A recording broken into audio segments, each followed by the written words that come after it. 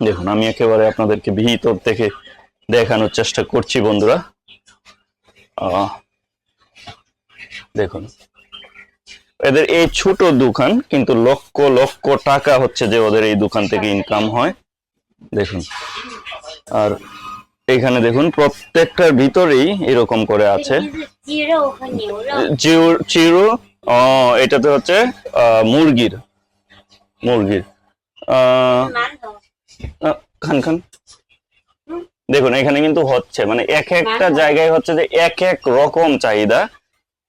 দেখুন যারা কর্মজীবী মানুষ আছে তারা কিন্তু কাজে যাওয়ার আগে এটা খেয়ে যায়, কারণ চায়নার এটা খুবই পপুলার, খুবই পপুলার।